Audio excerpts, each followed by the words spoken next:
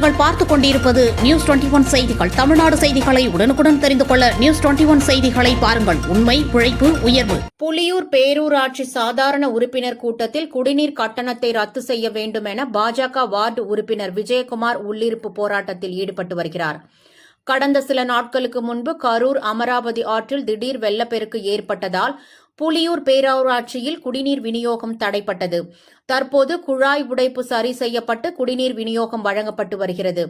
இந்நிலையில் இன்று நடைபெற்ற புலியூர் பேரூராட்சி சாதாரண உறுப்பினர் கூட்டத்தில் புலியூர் பேரூராட்சி பாஜக 4வது வார்டு உறுப்பினர் விஜயகுமார் கடந்த ஒரு வார காலமாக விநியோகிக்கப்படும் குடிநீரை பரிசோதனை செய்து அதன் அறிக்கையை வைத்து குடிநீர் தரமானதாக இல்லை என பேரூராட்சி கூட்டத்தில் தெரிவித்தார்.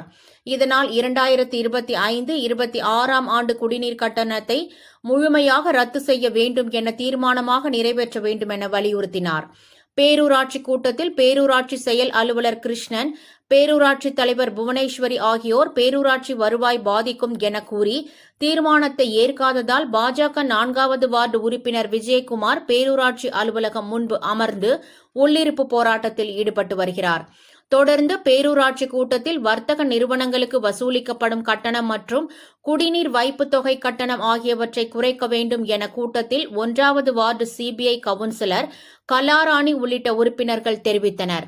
நடந்த பேரூராட்சி மன்ற கூட்டத்தில் துணைத் தலைவர் அம்மையப்பன் உள்ளிட்ட 2 பேரூராட்சி உறுப்பினர்கள் மட்டும் பங்கேற்கவில்லை.